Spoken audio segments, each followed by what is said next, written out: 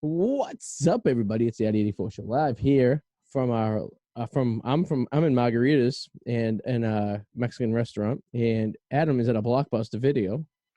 It's episode. There's one left. Yes, there is in Portland or in Oregon, somewhere in Oregon. Gene, Oregon. Yeah, the documentary just came on Netflix actually, and it's in somewhere in Oregon. Gene, Oregon, Pinta, Oregon, something like it's like a one-syllable city.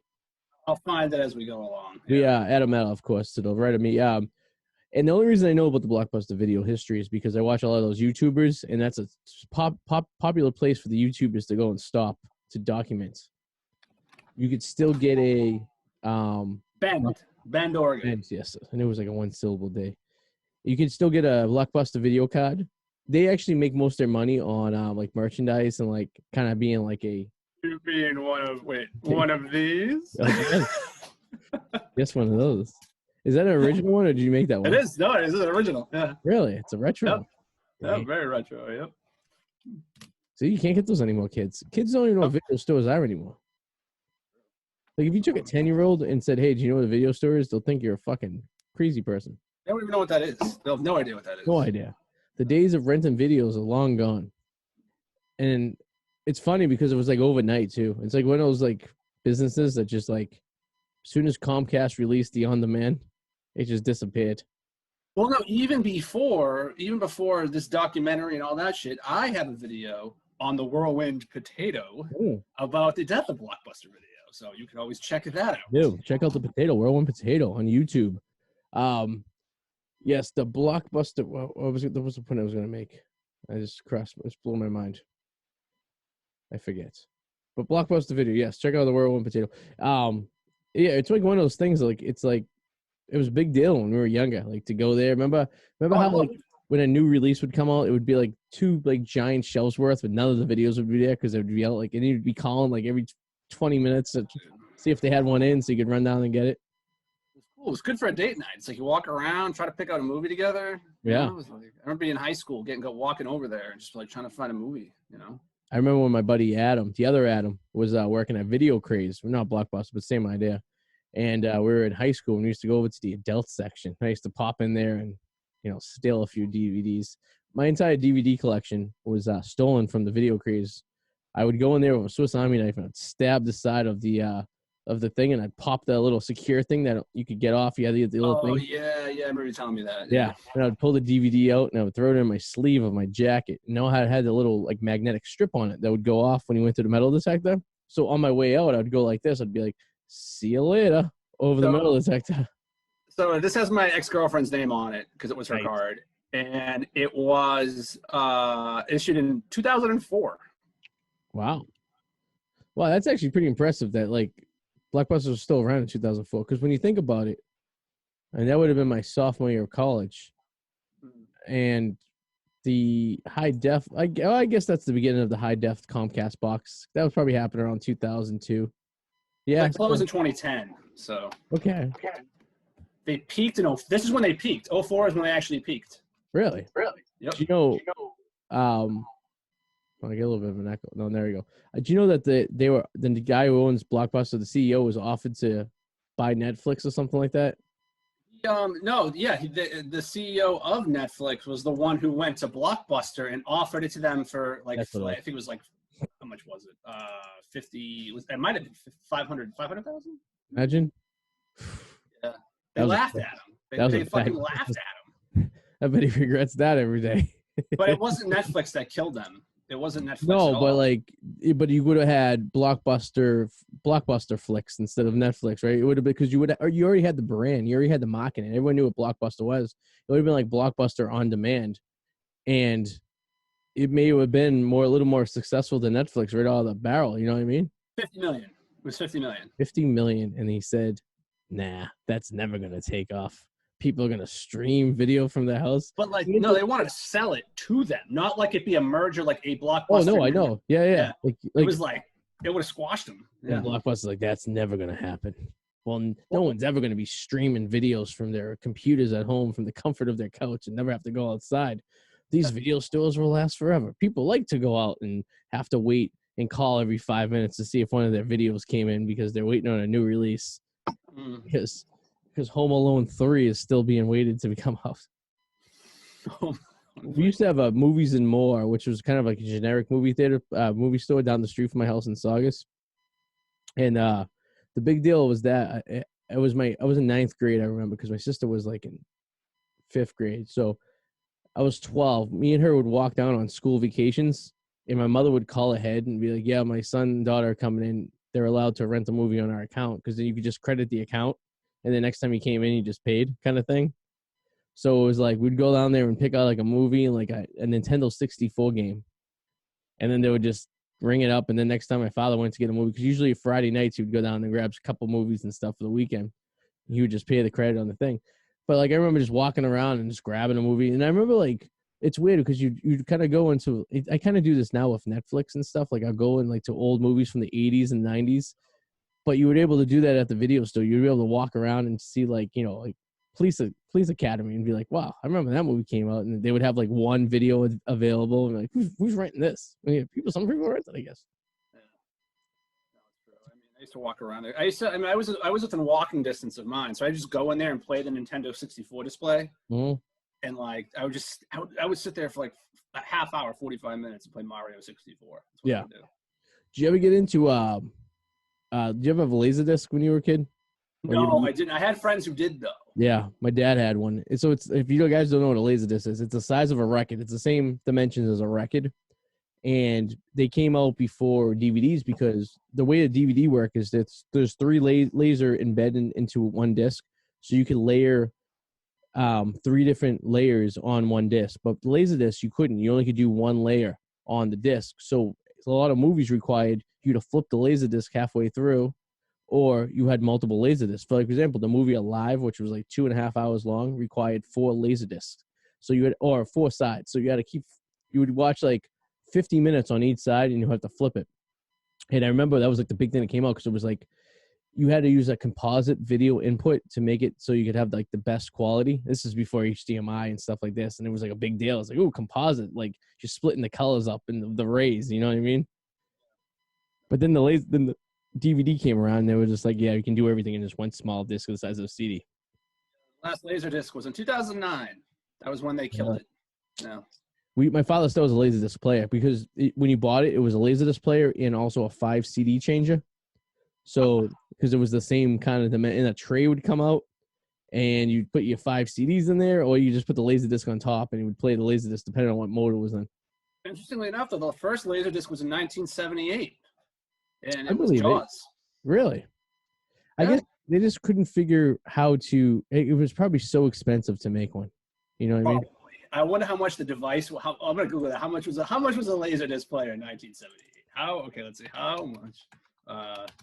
It was probably $500 maybe, or something like that, or 1,000 maybe. Hold on. Yeah, I'm trying to think 1984 times or 1970 times. Okay, a laser, 749. Yeah, Jesus. That's a lot of money. My fucking 3DO was almost $1,000. Remember that stupid video game system? So my dad was big into technology. So we had one of the first CD players ever made. We had the first Sony CD player, and it was about the size of a VCR, and I think it cost him like $500. And at the time he bought it, there was only 3. By the way, it's St. Patty's Day, and we're just celebrating. I'm having some Guinness. There you go. There was only like 3 people that made CDs. Bruce Springsteen, Born in the USA, was one of the first CDs ever made. So my father had the CD player, but we only had 3 CDs we could listen to. And he was so excited about he's like, the quality of the sound. It's great. You know, we have a hi-fi system, you know, and we have the 2 speakers and everything. It's like, yeah, you didn't hear the fizzy sound you hear from a cassette, and didn't have the scratchy sound you heard from a record, and you didn't hear the click that you hear in an 8-track. It was very crisp, solid sound. And it's like, who's going to buy it? You know what I mean? This is 1986. And all of a sudden, by 1994, tapes were pretty much an endangered species. So, you never know. You know what I mean? Remember when, I remember then the portable ones came, and then for a while, it was like, I remember being around in school, and like you had like the 10-second anti-skip, and it was like, hey, look at this, and you'd shake it, look, it doesn't skip. Yeah, I remember those. Because if you had a cheap CD player, which I had plenty of them, it would skip like any way you move. You know what I mean? Yeah. And then I learned real quick when you got a car and you had that stupid, remember the tape you had to plug into the cassette player that had the wire that came out? You had to put the other part in the cigarette lighter. And yes, you had to like power it up. That if you didn't have anti-skip on the CD player, then every bump you would hit, you'd fucking skip the fucking thing. It'd be like a mess. And it's so prehistoric. Remember when going on vacation with your parents and stuff, and you had to pack your CD player, and you had to pack all the CDs you wanted to listen? Binder and shit. Yeah, you had the big portfolio of like every CD. I remember DJing when I first started DJing back in like the late '90s, early 2000s. When I would DJ, I would have that freaking binder of CDs, and I would have to go through every single one of them and kind of have them in some kind of order that I knew, and then you had to queue them up. I mean, I'm bitching about CDs, but records, guys who used to do records used to have to do the same thing back in the day, carry boxes of records to their gigs and stuff. Now I could literally DJ a set on my cell phone. I could download everything I need on this little Bad Larry with all the songs and have it mixed, and I could have it in my pocket, and then I could just be there and going like this. Yep. It's amazing. I always thought it was funny that like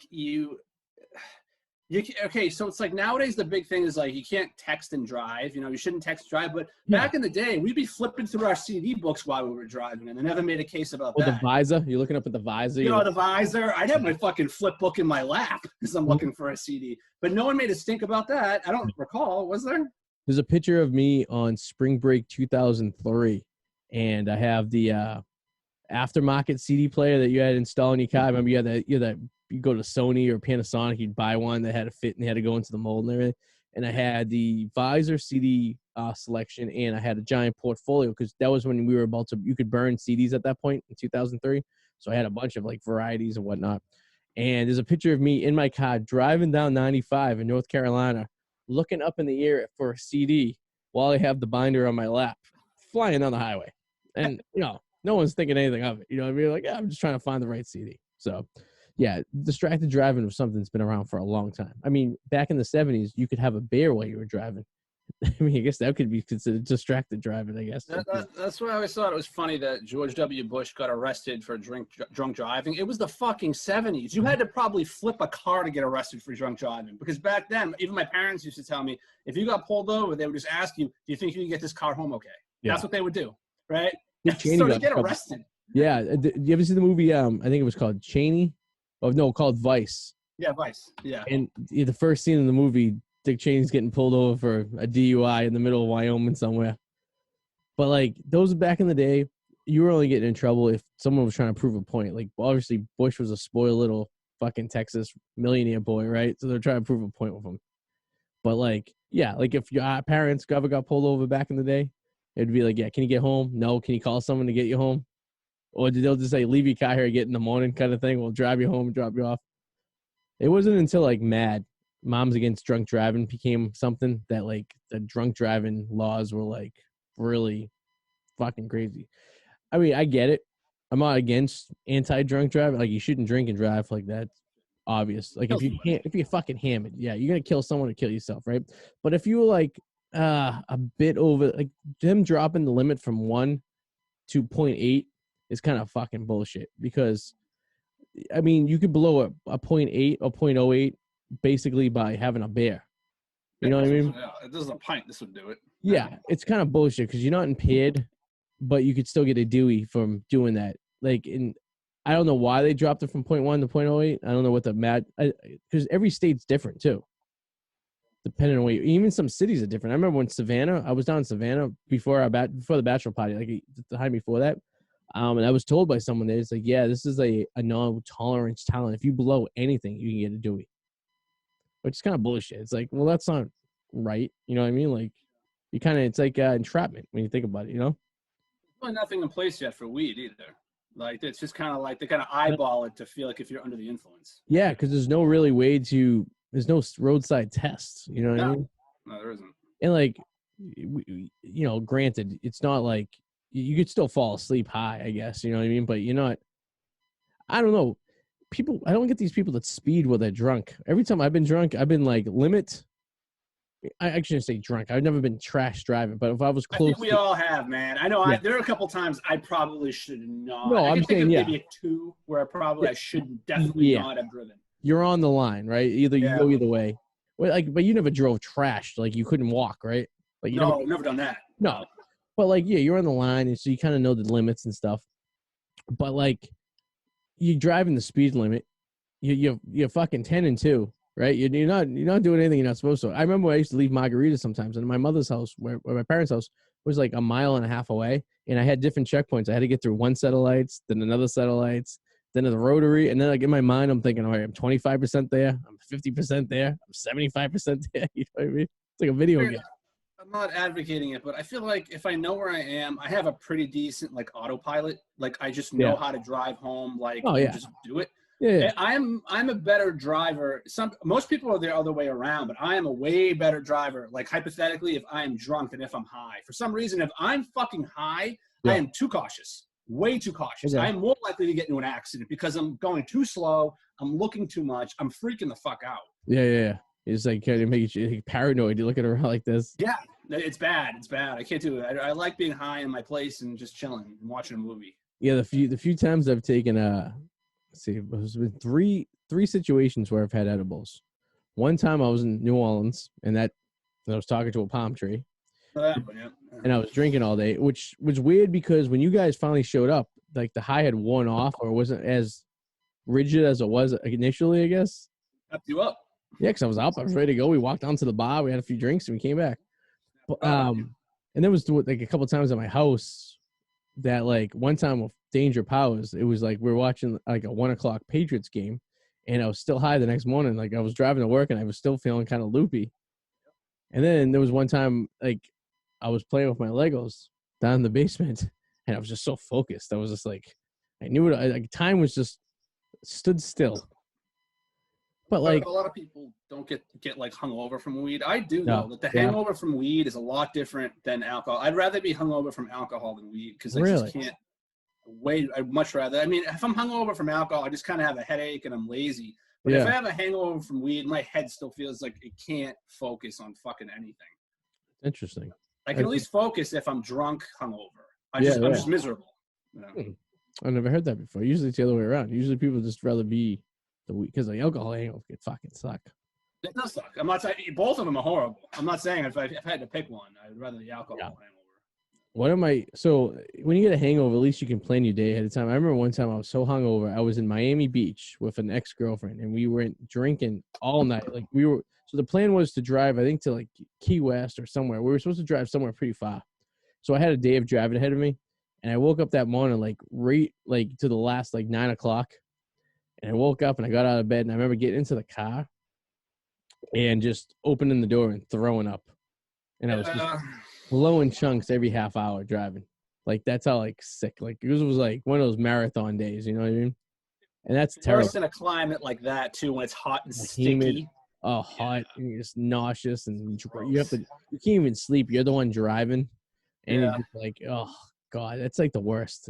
Like I like the hangovers where you can just lay in bed all day and you have no responsibility for anything. You just sit there and just go to sleep.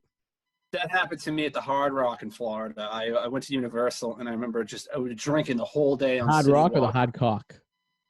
The hard. Oh man, I remember we went to Universal and was riding all day and drinking and on City Walk and like I just drink, and then it just caught up to me. Just the heat and the humidity and throwing up. It's the worst fucking feeling. Yeah, Universal is the only theme park I've ever been at where I was like, I think I threw up after a day because like obviously some parks in Disney you can't drink, but like Epcot you can drink, but like you pace yourself through the day. And I think I just get more tired in Disney than anything else. But Universal, yeah, like Islands of Adventure, like you just grab a beer anyways, and you start banging them back. And they're big ones. They give you pretty considerable big sized drinks as well while you're there. Very easy to get fucked up because City Walk is right there too. Yep. It's a stone throw away from fucking Universal. So it's like, let's go grab a beer and then go back in. Night my son was potentially conceived. I was at Universal Studios with the wife, and we went to Islands of Adventure all day, and then we went to City Walk. So we went to the Jamaican restaurant over there. What's his name? What's the Jamaican singer? Famous guy. Jimmy Buffett? No, the Jamaican guy. Jimmy Buffett's a white guy from. No, but isn't he have a restaurant? No, I'm yeah, thinking Margaritaville is there. Yeah, Margaritaville. Buffett, It's a like to go jamming with you, go jamming. Who sings that? It's a Jamaican guy. Died of cold cancer. Bob Marley, is it? No, it's Bob Marley. Yeah. Bob Marley. Yeah. So Bob Marley had a restaurant there. It's called like Marley's Place, and it's like a Jamaican themed restaurant. So we went there. We had a few cocktails, and then you could go and you can get the Slurpees right on the street, like you do in New Orleans. So we went to. It was actually on. Was it on Fat Tuesday? It was like during Mardi Gras. It was during that time. So we went to Fat Tuesdays and we got one of those giant Slurpees, and we're drinking those, and we're bar hopping around City Walk, and then we go to play miniature golf. I do not remember playing miniature golf. Oh, that's not good. Yeah. And it's the only time Sue has ever beat me in miniature golf, ever. So I was obviously not on my A game, and it was the weirdest miniature golf course. Because did you ever play miniature golf at City Walk before? No. They like took advantage of underneath the bridges and overpasses, so you're playing miniature golf underneath like bridges and stuff, like traffic bridges. It's really, really weird. It's not a really nice miniature golf course. It's kind of a really shitty miniature golf course, to be honest with you. If I remember correctly, if you keep walking, it turns into like a fake Venice, Italy, right? Like an Italian sector. Maybe. I'm pretty sure it does. Yeah. NBA City's gone, right? NBA's gone. They turned it into a chocolate factory. Actually, NBA Experience moved to Disney World. Then now they're in Disney Springs. But the same idea as the NBA, because I've eaten at the NBA place in Universal. It's the same idea. It's almost the same concept. Yeah, I think the NASCAR Cafe is still there. I don't know if you've been to that one. That's kind of just like Southern food and stuff, you know. Yeah. I mean, it's pretty much it's all the same. I like City Walk. It's a great idea. I remember when they opened that, it was like kind of a really good concept. So I don't know if our guest is joining us. It is let's see. Maybe she sent a message on Instagram.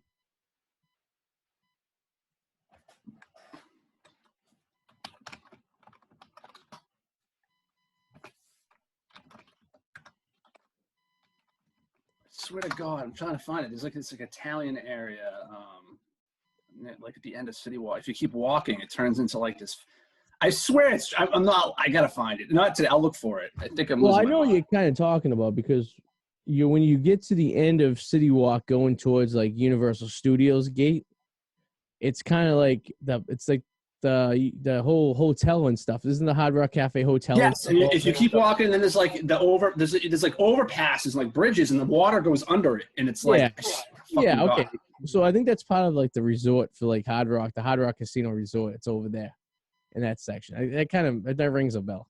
That makes sense to me. Anyway, yeah. So is our guest joining us, do you know? I know. I just sent her a message on Instagram. Alyn, comedian from California, supposed to be joining us tonight. Unreliable. Women, come on. They're so unreliable. I gotta say, I reckon has been great with the men comedians joining us. You know, not to bash women, but I'm gonna say, this is the first time we've been stood up on the air, not in real life. Because that's happened time too. On St. Patty's Day for all time. I understand it's like 5:30 West Coast time, but you know. True. Oh, there was an explosion. I had to. I texted my friend, Priscilla and her husband Bo yesterday. Oh, in Ontario. Yeah, the explosion, the fucking illegal fireworks explosion. They killed 2 people. Yeah, they live in Ontario. So I was like, oh shit, okay. Yeah, was at someone's house, right? Didn't they have a bunch of fireworks or something like that? Yeah, like some fucking bullet shells were found too. I don't fucking know. I'm like, you guys setting off fireworks again? Fuck.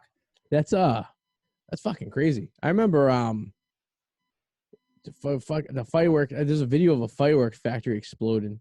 I think down in China or something like that. It had a fire and then it just fucking goes fucking crazy.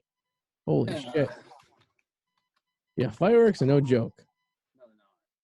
I remember my father used to get them. We used to keep them in like a fireproof like box in the basement, like in case there was ever a fire, you wouldn't have bottle rockets and shit flying around.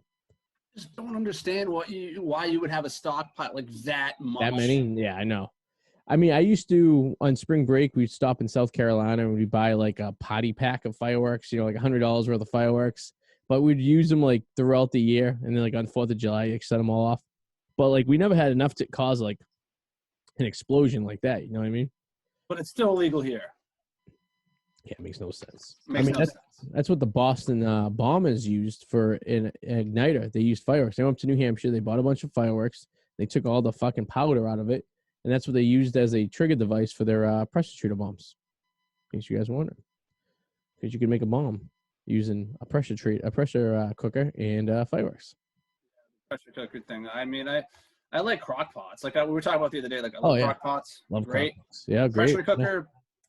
Never used one. My Chinese friend Eddie Lou used to have one in college to cook his rice. I guess that's more of a rice cooker than a pressure cooker, I guess, but same kind of concept.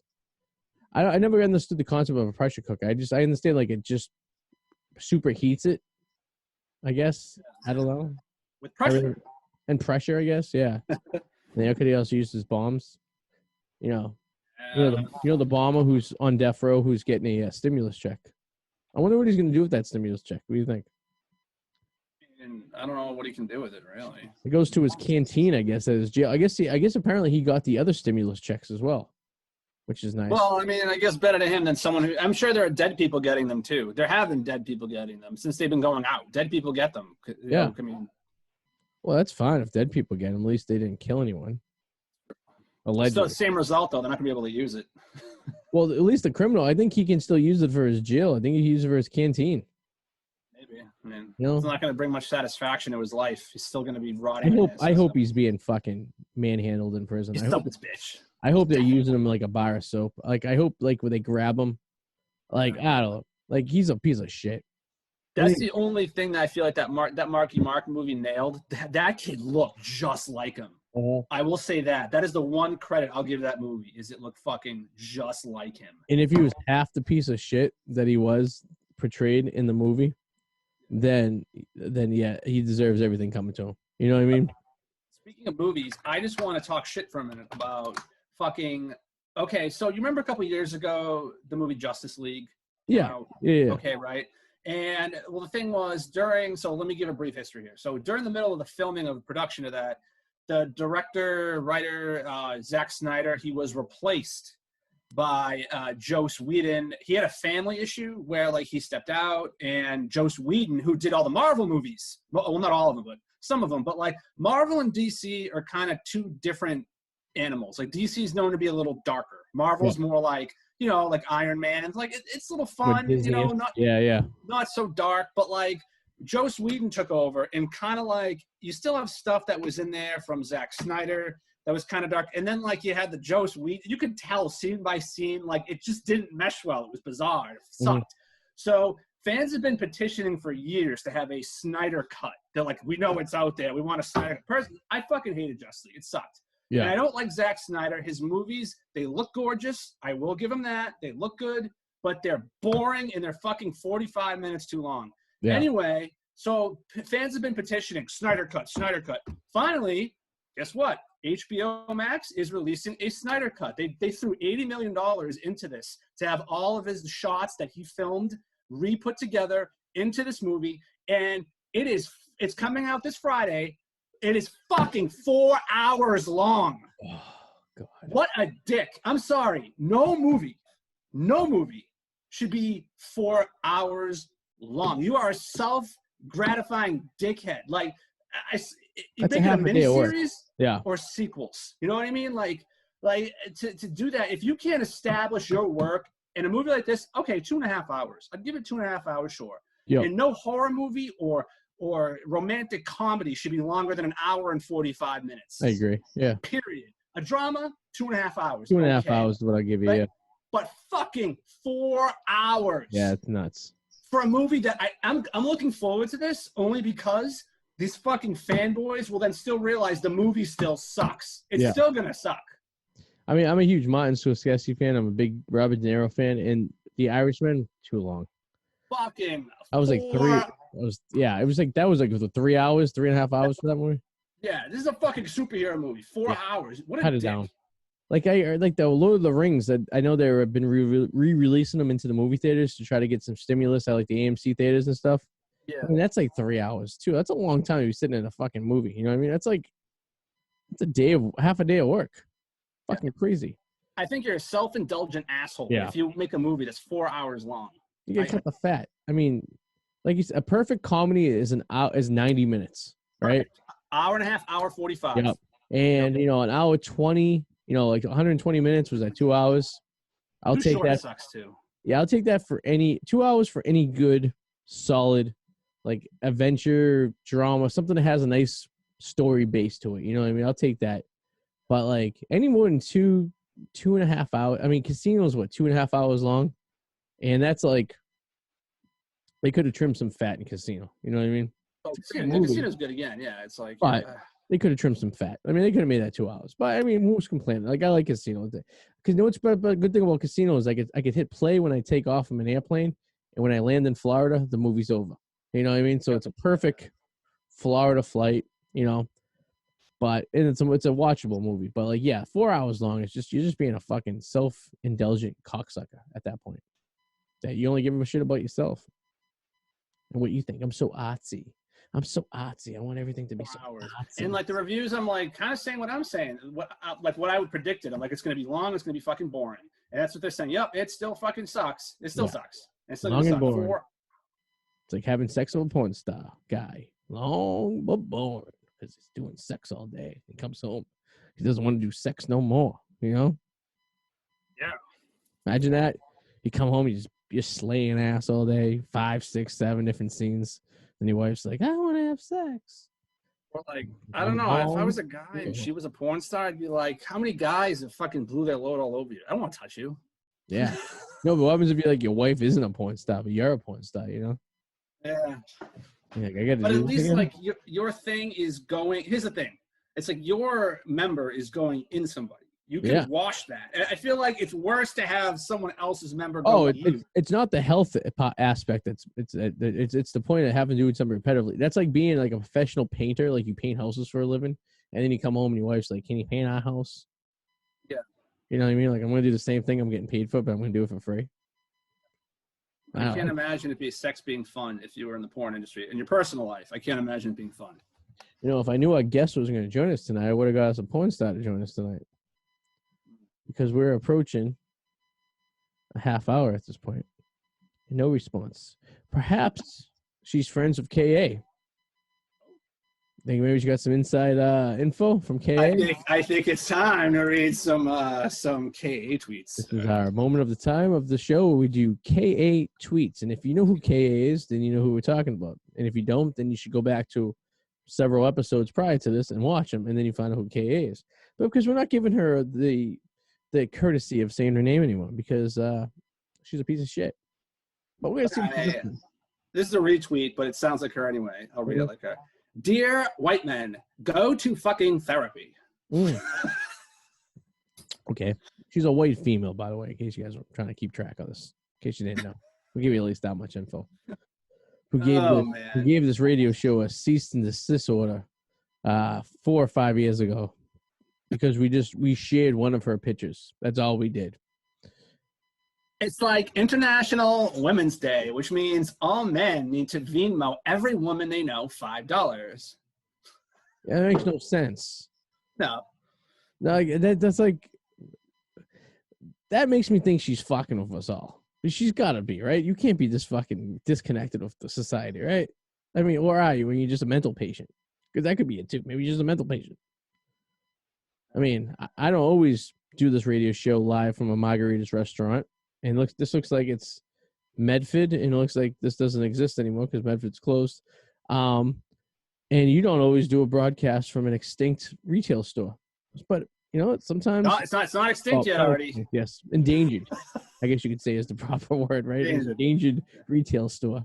So, I mean, hey, tweets went on. That's all I would say. I hate when she does tweet something that I agree with. What you do? What you agree with? What'd she say? Just glad Ted Cruz didn't agree to come to Boston. We have enough garbage here. Thank you very much. Wow, you're not a Ted Cruz fan, huh? He's just look at his fucking face. I just want to punch him. He's like a fuck face. Tom's brother. It's not very nice. Do you know that? No, definitely not. His brother's Tom. Tom Cruise. Our oldest and most grotesque dinosaur, Rush, has died. I want Rush Limbaugh died. Oh, yeah. R.I.P. Rush. That's not very nice. Rush isn't she's just a fucking, she hates life. Like, how can you go through life? Like, why live if you're going to be that miserable every day? They're not as fierce as they used to be, though. I wonder, maybe she's finally fucking someone, you know? she's not a bad looking girl if she just shut her mouth. You know what I mean? Like I don't want to be sexist or any way of saying that, but like she's an attractive girl, but she loses points when she talks because no guy in their right mind would ever find it attractive. Yeah, that's true. You know She doesn't even have a link to her website anymore on her Twitter. I don't know if she finally took down. Yeah, that's the other thing too. Like, I am not. She's one of those people who would say she's not a sex object, but like puts like risque photos of herself up. I fucking hate that shit. What do you expect? And then like, she gets mad when people comment on them. Like, well, you just you gave yourself a nudie pic essentially, right? And you put it on for the world to see. Yeah. But then you're gonna get mad when you're gonna attract weirdos. Well, welcome to society. You know what I mean? Like, the only reason half these fucking Instagram model girls are like famous is because they don't give a shit what they're doing. Like, I was watching this interview on the Andy Kumi show, and they had this girl on, and she had like 500,000 Instagram followers. And then he was asking, he's like, well, what statistics? How many people? Who follows you? Like, what's your demographic? And it was 25 through 45-year-old males was 80% of it. And she does this thing where she does like box unveils where she opens up boxes of makeup and shit. Do you really think these 25 to 45-year-old guys give a shit what she's looking at? They're looking at her tits. They're looking at her ass. They want to know what she's wearing. They don't give a fuck. If it wasn't for men, there wouldn't be this many followers on Instagram and Twitter and shit like this, because guys are watching it because they're looking at it like it's like softcore pornography, essentially. You know what I mean? Yeah, that's true. Remember I said a long time ago, and I stick to this, if I was a chick and I knew I was even average good looking, I would fucking sit in my bra and panties all day and play video games on Twitch. And you'd be stupid if you didn't, because that's what all, like, during this pandemic, these girl comedians, they couldn't make any money doing comedy, obviously, because obviously comedy was shut down. But they were doing like an OnlyFans. Like, like my own, what's it called? OnlyFans? You know what I'm talking about, right? You're not a fan of Only? It's like it's a site in which girls and stuff will go and like you have to pay a subscription, like a monthly subscription. Oh, okay, it's one of those. I know what the type of site you're talking about. Yeah, and you get like coins and shit and fucking. It's like they throw coins at you. It's like online. It's like you pay like $20 for these virtual fucking coins. And you throw that like. Yeah, that kind of shit. No, you just pay a subscription. You should pay a monthly subscription. So you come in and like you pay like $100, $50 a month. Oh, and okay, I'm looking at it right now. I see what you're private saying. Pitches and stuff like that. Okay. But like, yeah, I would sit on fucking Twitch, play video games. Doesn't matter if you suck. You're a chick. You're hot. You're reasonably good looking. Just sit with my cleavage hanging out in my underwear. That's what I would do. So I just got a message from the guest. She didn't realize it was East Coast time. So she may be joining us. She goes, "It's too late." I go, "No, we still got time if you want to come on." So we can rag on her a little bit for not. Oh, we're totally gonna rag on her. I'm gonna rag on her. That's for sure. I look forward to that. Us on the East Coast, or like I like to say the best coast. You know what I mean? I'm calling bullshit. That's what I'm gonna do. West Coast. The only great thing about the West Coast is, because I'm our East Coast guy all the way, is that on a Sunday you can wake up at 9:00 in the morning, and you can watch a 1:00 East Coast game, and you can watch football all day, and your night game starts at 5:30, and you're done watching football by 8:30. The sun is still out, and you can go to bed. I 100% agree with you. That is my favorite part of the West Coast. Other than NFL hates the West Coast. They don't give a fuck. Oh yeah, I mean they give you 2 games if you're lucky, and it's usually like some shit games, And they'll fly to London and then still have to play the next week. Yep. All right, she's joining us right now, Caitlin Alyn. Let's see. I'll give her a hard time here. All the way from California. There she is. Oh, Caitlin. Oh my God. Caitlin. You guys, I'm so dumb. Why am I so dumb? It's okay. Tell me. Can anybody tell me? Time zones. Yeah, what are you gonna do? My mom would love to know. Damn it. It's hard to rag on when you jump on. You're like, I'm stupid. You shouldn't have said that, because now it makes it harder for us to rag on. Right, well, this is why I got into comedy. It's like I make fun of myself, and no one can fuck with me anymore. It was funny. You like. I was like, well, maybe she had a really heavy St. Patty's Day, like, and she started early. I haven't even. Well, actually, I did actually start earlier than. So I mean, actually, I've been drinking, but this had nothing to do with my idiotness.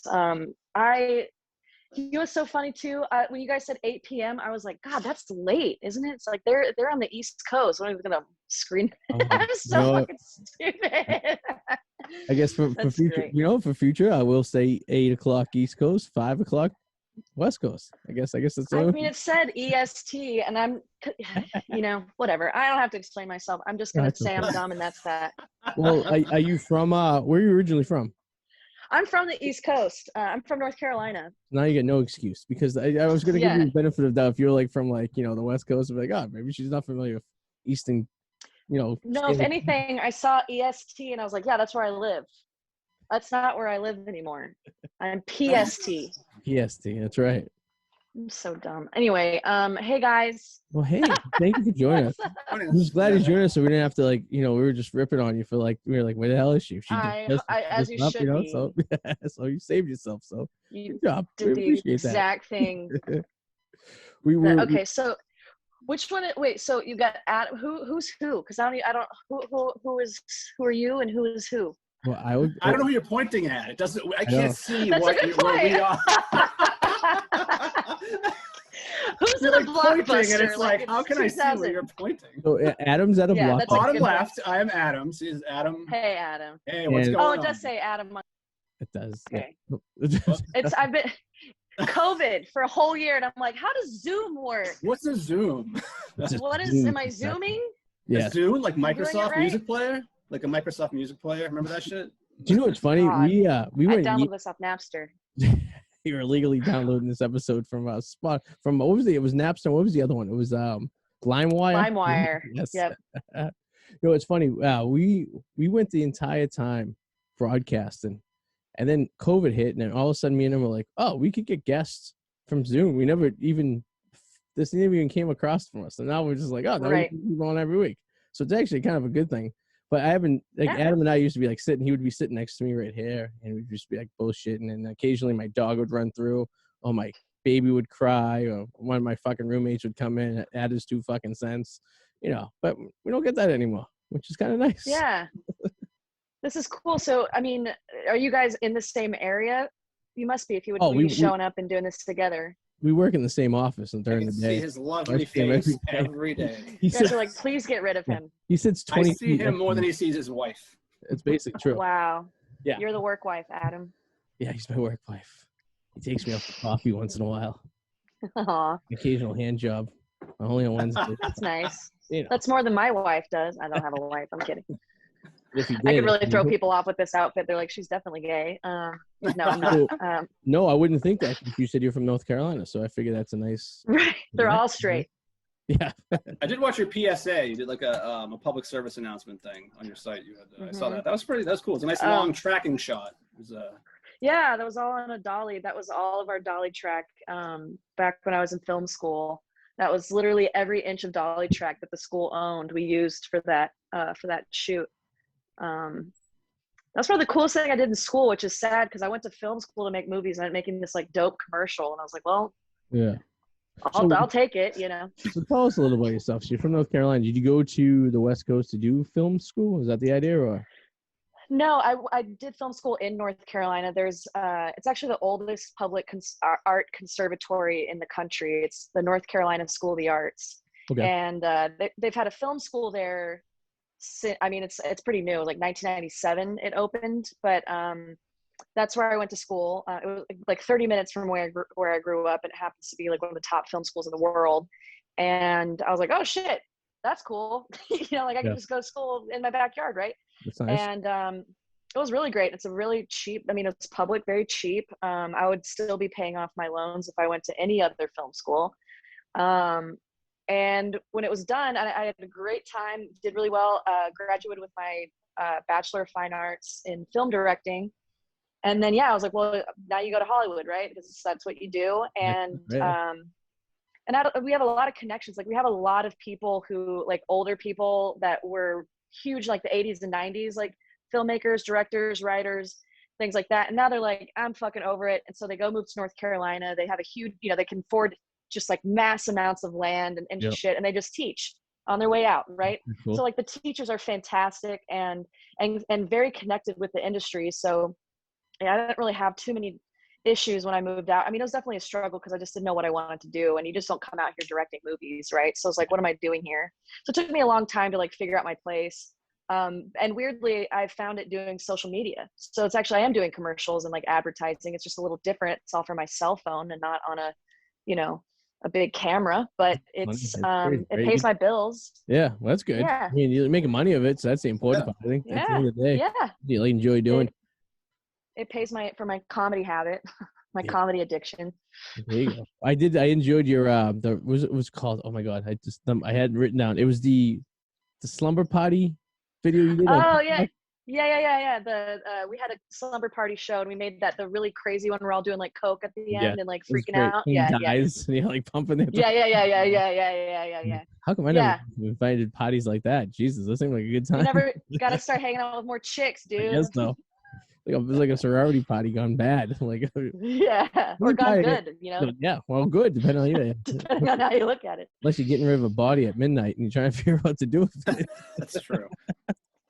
Not that I have any experience in growing up in New England, getting rid of bodies or anything, especially St. Patty's Day. Yeah. Who am I talking to right now? Like, it's just secret mob shit. And I'm like, what? Mob doesn't exist. I won't piss you guys off. No, we're harmless. I mean, we're actually a Scientology group. Yeah, well, then you should fit right in. No, not only we're a Scientology group that sells timeshares. So we're hoping it's all a cult. Yes, we hope you can join our group and join a timeshare somewhere in Fort Lauderdale when you retire. So it's all good. I'm in. So how long have you been out in California for? I guess you should say. 7.5 years. Oh, now. So you're seasoned to the. I've been here for a minute. Yeah, I mean, I still feel like I'm 7 years in. I feel like I just now. I'm like, oh yeah, I get it now, and I'm here, and I'm like, I'm thriving. Like I'm not, I'm not like buying a house kind of thriving. I'm not a millionaire yet, but I'm at a point where I'm like, okay, I'm in the scene. I know people. I know how much all this shit costs. I've figured out how to budget and how to live and how, I know where everything is.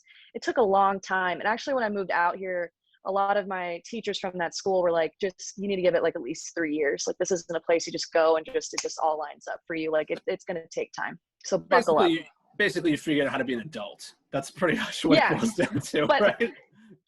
Basically, but like an adult on steroids, right? Yeah. Because my rent in North Carolina was $350 a month. So like moving out here where I was sharing a bedroom with my boyfriend at the time, and we were still paying $800 each. I remember being like $800 for rent. Yeah. Like what the fuck? Yeah. Each. So like our one bedroom was $1,600.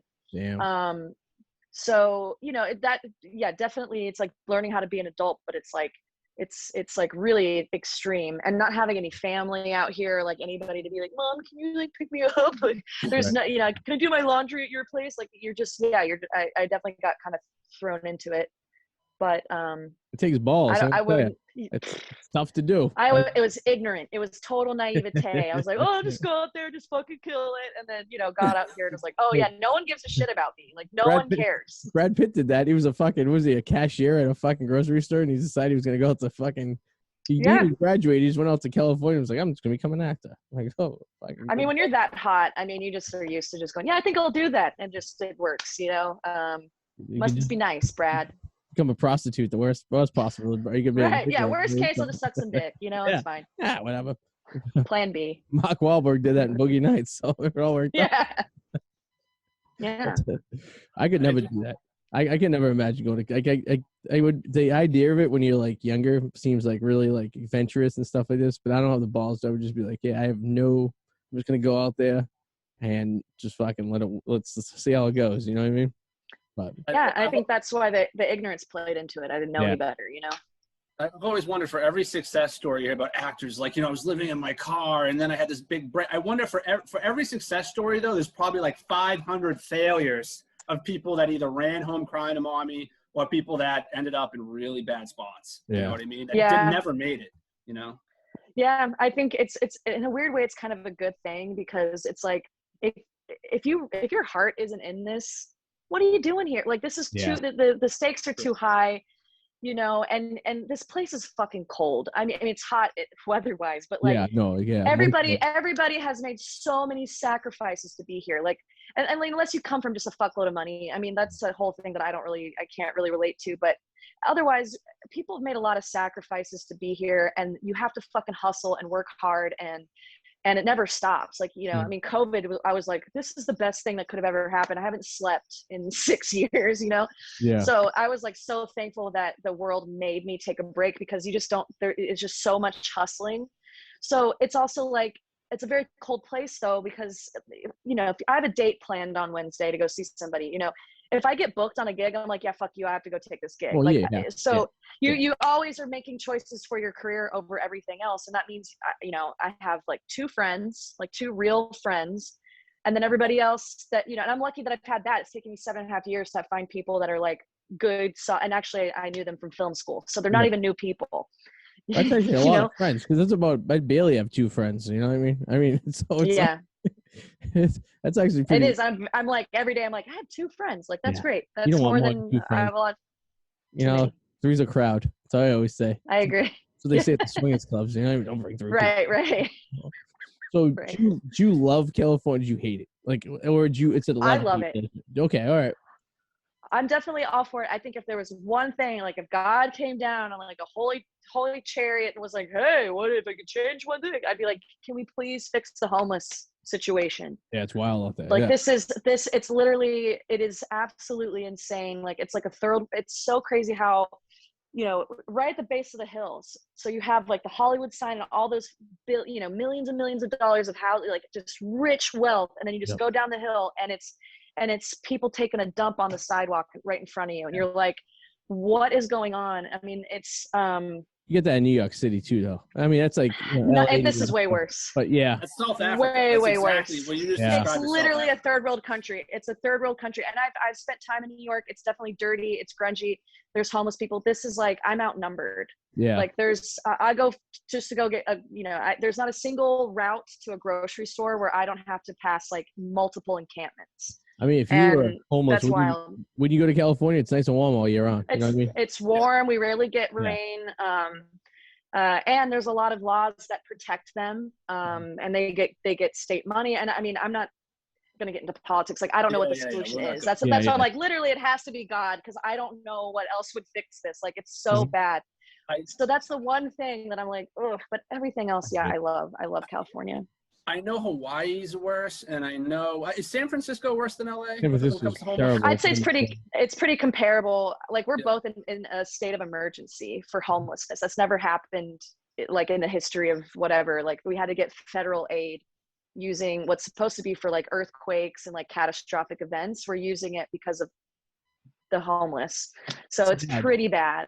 It's just it's such a separation between, like you said, the wealthy people who are making, you know, millions of dollars living in there, and then you're a stone's throw away from people who don't have anything. Now, regardless if it's mental illness or it's their own ambitions not to do anything, put that aside. It's just a contrast between the two. It's just like, you don't really see that anywhere else around. You know, once the small major, it's crazy. But you know, to Adam's point, it's like, you imagine how many people are homeless there who just decided that one day they were going to go out to California and try to make it be a star, you know, and then you don't have enough money for that Greyhound ticket back to Omaha, Nebraska, fucking to continue your life back where you used to be. Personally, I'm an East Coast guy. I've been to the West Coast. The cities I like is I'm not a big. I've been to LA a couple of times. I wasn't a fan, and I don't know if it just wasn't my forte. Like, I enjoy New York City. I enjoy everything being close together. I enjoy the chaos, if you will. You know what I mean? Yeah, me too. But the thing about California was everything was just kind of, you know, everyone was on its own pace, and everyone was like all up to, you know, it was a Monday night. I'm at a dive bar in Beverly Hills, and these like mother and daughter come in. They're dressed up like they're going to the, you know, to the friggin' Oscars. And to me, it was just like, it took away, it was like a cheapness to it. You know what I mean? I felt like I was getting a hooker, but I wasn't even talking to him. You know, it was kind of weird. Right. You couldn't really. Yeah. I'd rather a girl walking. I wouldn't have told you to go to Beverly Hills. Like, of all the places to go, I'd be like, this is not the place for you, I don't think. And nor is it for me. Yeah. You know, I don't go there. There's West Side. That's like West Hollywood. Maybe it was West Hollywood. It was like West Hollywood, Beverly Hills area, like that area. Yep. Which the only reason I booked my hotel was there because I was like, that's where everything is. You know what I mean? That's where I get to see everything, you know? But what the fuck do I know? I'm coming over from friggin' Boston. I'm like, you know, just walking in there, having a good old time. It's the famous area. And like, but that's not like when I have friends like hit me up when they're coming to visit and they're like, where should I go? I'll tell them that if you can be near the beach. Like that's usually what a lot of people want to see. They want to go by the beach. Yeah. But I'm on the east side. Like I'm East Hollywood. And that's where, to me, that's where all the culture is. It's very, very Latino, Hispanic. I live in like right next to Thai Town. So there's a lot of Asian influence. It's just more real. I used to live in Koreatown, I felt like I was in New York City the whole time I was there. Like just fucking vibing. Like there's just so much shit going on all the time. There's like a million restaurants. Like there's more restaurants in Koreatown per square inch than anywhere else in the world, in the country. Like that's how many restaurants are on top of each other. It's just buildings it's just nothing but restaurants. And I'm a big foodie, so I loved it there. And so that might be more your vibe, but sounds like LA, I don't know, like I don't honestly get that many people coming to visit me. Like I'm usually going to visit other people, and unless they want to come and like kick it at my pool or something because it's like the weather's nice, like I get that. But what are we gonna do? You know, especially during COVID, what the fuck are we gonna? Everything's been shut down. I love going to visit there. I have friends who live in Ontario, and it's great because they have their own airport, so it's like it's not that far from LA too. So it's like Ontario it's fine. So it's like go there, and go to LA, hang out, and I used to go every year. So, but I love visiting there. Living there, it's not my style. Yeah. I could people watch on Venice Beach all fucking day. Oh, for sure. I could sit on Venice Beach all day. Yeah. Right. And just drink and look at people. Characters, so fucking hang out there. Do y'all smoke? Are you guys pot smokers? Are you into weed? I'm not, but on weekends I will. I appreciate the hobby. You know, because that's a big part of the culture here that I like is like it's just you just walk down the street smoking a joint, and I get very accustomed to that. And then I go home to North Carolina and I'm like just lighting up a joint, and my mom was like, "Get in the back of the house! What are you doing?" So Massachusetts just recently passed that law about a year ago where you can do it outside and stuff, and like people like you'd be in the subway in Boston and someone's just lighting a joint, and at first you'd be like, you know, that's a little ballsy, but then you realize, well, there's nothing, it's just like lighting a cigarette. You know what I mean? It's like, so yeah. Down south, they haven't really adjusted to it quite yet. They're still trying to get acclimated to the whole, you know, letting this. They still don't let gay people get married down south in some cities. So it's like, you know what I mean? So they're still a little. They're always so slow. A little stuff behind and stuff like that. So, you know, let them catch up, I guess you could say, right? Eventually, right? Yeah. Have you made your way to Boston at all at any point? You know what? I've never been to Boston. My brother went to Berkeley School of Music. So he lived there. Yeah. So he was there for a minute, and I just never got to go. It's definitely on my, it's just so cold. I'm such a desert rat, dude. I'm wearing, it's been like 56, like right at 60. I've been wearing a parka.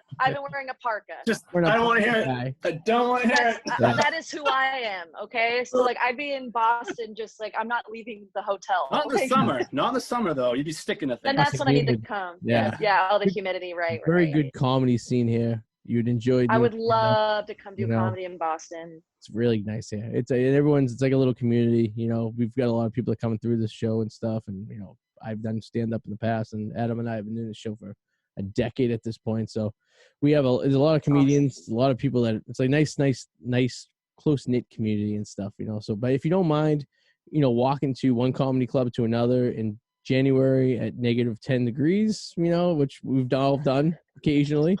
You know, it's an acquired taste. You know, it gives you more of a little appreciation to getting there. You get into the fucking place, you have a fucking giant right. You know, it could be. It takes like 10 minutes just to like take everything off. Yeah, well, it's funny because I was in my backyard this afternoon, and it was like it's in the 40s, and I was like, "What's this nice?" And I go, you know, I really like living up here because once you get past like April 1st, it's like really really nice, you know.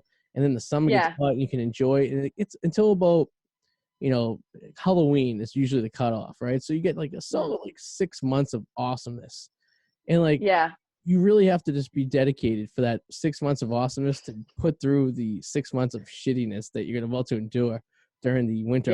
You know what I mean? But there is that weird. We're kind of entering it now, where like there's this weird sort of buffer where it's confusing, where it's like, okay, it's 40 degrees, and the next day it's 80. and it's like, what Right. the fuck? Well, They it's don't know how like to dress. hormonal. It's Oh, like yeah. flips back and forth. Dude, North That's Carolina is like that exactly. too. It's like a stimulus check. You think you're getting money back. This is great, but you're just getting your taxes back that you already paid. Right. So it's like you're getting some false hope, like, oh, this is really nice, but you just getting Right. something you already had before that you just didn't appreciate Right. because you just didn't have Just it. You know? repackaged and like, Yeah. here's Different name. something else. Yeah, this is spring. You know, oh, spring. I like this. Like, no, I've never done this before. You know what I mean? North Carolina is nice, though. I gotta say, all the years I've traveled, North Carolina, I like the weather doesn't get too harsh in the winter. It's still pretty, it's tolerable. And in the summers, it's not too bad either. It's not like Florida, you're gonna die from the, Yeah, right. What part of North Carolina actually were you from? What region area? Greensboro, Winston-Salem, like right in the middle of the Piedmont. Were you familiar with the Salem? I think it's Winston-Salem. Is that the Salem Red Sox? It's a minor league facility, affiliate of the. Oh, there's the Grasshoppers. There's the Winston-Salem Grasshoppers. A single A team of our beloved Boston Red Sox play down there. Oh, nice. Which Yeah, I never went to a game, and I regretted it. I like really didn't, because that's where my film school was in Winston, and I was just busy being a college student. I was probably just drunk. Yeah. And correct me if I'm incorrect. Correct me if I'm wrong. Mm-hmm. Winston is where they got the name for the cigarettes because of the tobacco company, right? Is that where? Yeah, big tobacco. There's Salem cigarettes. Yep. It's named up because it used to be two different things. It was Winston, North Carolina, and Salem, and I don't really remember the history there, but they joined forces. But both of the tobacco factories for Winston and Salem, all of those were all like in that same area. Under that big company, the Marlboro company. Whatever the name, the big name is. I forget the name of it, but it's all Marlboro. Yeah, well, it's funny because now, I mean, tobacco sales are not what they used to be, right? So a lot of those buildings are now lofts. They've turned them into like, people are living in an old tobacco factory, which I think is kind of cool. Yeah, they did it in Boston. They did the same thing. They turned like, a lot of like shoe factories and like a lot of like paper mills into like lofts where you can live in and stuff like that. It's really, really nice. I actually had an apartment, an old shoe loft, which is like you're living in this like old factory and it has like the big windows. The huge big windows, high ceilings. Fuck yeah. Yeah. I would definitely love to live in something like that. I've got a nice place. I'm in Hollywood. I'm actually in this really cool old building that apparently the history here, there's not a lot of buildings that are still around because we didn't have preservation societies or anything like that until like the 50s. So like anything that was made before that, they'd be like, just tear it down, build a big whatever, right? Yeah. But this building I'm in was actually like classic Hollywood. So a lot of the actors that were signed with like Paramount or, Universal or like whatever, or MGM would probably be more of it. The studio would house them here in my like apartment complex. So like this is all like 50 like classic Hollywood actors and cinematographers and shit would all live in this building. Yeah, it's really neat. And it's like surrounded by palm trees. I just feel I'm like, well, if I'm gonna live here, I might as well like really, feel like I'm in Hollywood, right? Embrace it, yeah. That's the best part. Best part about about LA and Hollywood and stuff is the stories. Like you could be like at a coffee shop somewhere and be like, well, this is where so and so, got the script. So and so, But you mentioned a lot of I like Hollywood history. I think it's cool. Yeah, it's really cool. River Phoenix died right in front of the Viper Room. Right. I mean, some of it's kind of dark, but it's still cool. Extremely dark. You mentioned Koreatown, and actually Koreatown is where the I don't know if you're a Seinfeld fan, but Jerry's apartment is actually on a street in Koreatown in LA, and that's actually the. Oh, no way. Yeah, and I might see. Do I get I can pull up I don't know if I have the address on my phone, but when I go to LA eventually again, that is one thing I want to see. And it's funny because they were like, yeah, you think it's New York City, but it's really like a street in Koreatown. It's like you said, everything's so condensed, so it feels like it's like New York. You know what I mean? Totally. Yeah, it's just kind of cool. It's always the fake of the eye, Hollywood. Yep.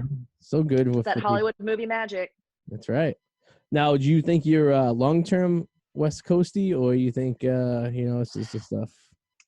The intention, the big dream goal is to be bi-coastal. I'd really like to, because I love LA. Like I said, I'm a desert rat, so I do well in the heat. I like that it gets that 100 degree dry Yeah. If I could live in a bathing suit, I would. Like if I could just show up to meetings and just be like in a, two-piece, just like, let's get to work, guys. Like that's, if I could, I would. But, so that's me. I don't know if I could handle New York full time. But I fucking love New York City so much. And so I think like, it'd be really dope to be able to like, just go back and forth, go to New York for a month and fucking kick it, come back, kick it, and just like have these two worlds, best of both. Yeah. But yeah, I think I'm here. Like, unless something like really drastically changes, or I don't know, I get an opportunity to do something else. It would have to be a pretty big opportunity, because maybe Austin, Texas. I can't think of too many other places that I could really like fuck with, to be honest. Well, you seem to be a pretty much a success story of California, because we've talked to a few people that got out there. We had a co-host for a few weeks on the show. Remember him, Adam, that they stopped talking to us after we actually met him in person. Who was went to LA and anything really happened after that, and kind of just disappeared. So, ghosted you. So there's a lot more bad stories than good stories, I guess you could say. So at least you got your stuff together. You know what you're doing. So that's good. Yeah. Yeah. And I mean, making money, right? So once you start figuring out how to make money, what you want to do, you kind of get the idea. That's the biggest part, and not just because like I was making money doing other stuff, but I was like miserable. Yeah. Like it was like I was like PAing on shows. I was an assistant. I fucking hated it. Yeah. And it's like, yeah, I'm paying my bills, but I'm miserable. And so the fact that I've like figured out stuff, I'm like, oh yeah, I like this. I do like social media content production and management and things like that. It's fun. I'm just I'm just on Instagram and shit all day. It's like, I'm already doing that. Well, right now, yeah. So figuring that out, and I do think that this town is it's like, if you can just outlast the bullshit, like if you can just keep your head down and just keep going, eventually something will click. Like things will start moving in your direction. And what's funny was like, I was just getting to that point. I was in New York City in February of last year. I'm like, I'm getting paid to do comedy. Like, this is awesome. And I'm like, this is it. This is it. And then literally I got COVID. Got sick in New York City. You got it? Oh, God. Oh, yeah. Had 104-degree fever, like the whole thing, it ended up being a good thing, because then I've had the antibodies this whole time, just fucking chilling. But my God. But then the world shut down 2 weeks later, and it was just like, well, that was fun, while it lasted. But I'm getting back. We're getting back now. Actually, tonight I run a show that's been doing really well, a weekly thing, and I'm starting to book shows again. So we're making our way back. It's not over, just paused. Do you like stand up, or is it just something you doing just to kind of pass the time? Like, because like you obviously I feel like you're into the film and the production more aspect of it, but like, is stand up just something you kind of just did because it was available to do, or was it something you just like really enjoy doing? It was. It was never something that I wanted to do. I probably before I got a job at the Laugh Factory as a video editor about 3 years ago. Yep. And I just needed a job, right? And I was just like desperate, like just give me a job wherever. And I was like, oh, cool, it's at a comedy club, because I did improv, and I've done a lot of comedic acting and writing, and I mean even the PSA that you guys talked about, like I wrote that as well. And so I was like, yeah, I mean this is cool. And then I'm there, and it's like, I remember I'd stay after, so like my shift would be over at 7 p.m. and the shows would start at 7:30, and I'd be like, well, I'm just gonna stay here and kick it. I mean, what else do I have to do? And I would, because I could stay for the shows, get free drinks, and watch comedy. Sounds good. And I would sit there, yeah, right. And so I'd sit there and I'd watch, and to me they felt like rock stars, like these comics, like the place is packed out, the Laugh Factory, like people are like wanting their autographs, like they're stars, dude. And I'm watching them, I'm going, they're just telling jokes. Like I literally, this is what I do with my friends all the time. Like this can't be that hard. And I know that that's like, it is hard, and they're good because they made me think it was easy, but it still was like, well, I could do that. And it just kind of fell in my lap. Like I didn't go looking for it. Like I was just working at the club, and I got to know all these comedians, and they realized I was funny, and they're like, hey, I got a show. Do you want to host? I don't have any material. That's fine. Just rip. Yeah. Before I knew it, I was hosting and just improvising, and I didn't have anything written, and I fucking loved it. And then finally they were like, okay, you got to perform. You have to write material. And so I did 3 minutes. and the rest is history. I ended up taking a class like to help with structure and like how to really set up jokes and basic shit like what to do with the microphone, how bookings work, just like basic shit that I didn't. This is how little I knew. Yeah. And literally it just like took off like a rocket after that. Like I was getting booked. I did every club in Los Angeles within my first year of doing stand-up. And so I do love it, but I do see it as like a stepping stone to like a lot of other things that I really want to do, like writing and acting and directing and all these other things. I don't want to go do a bunch of auditions. I did that. It was horrible.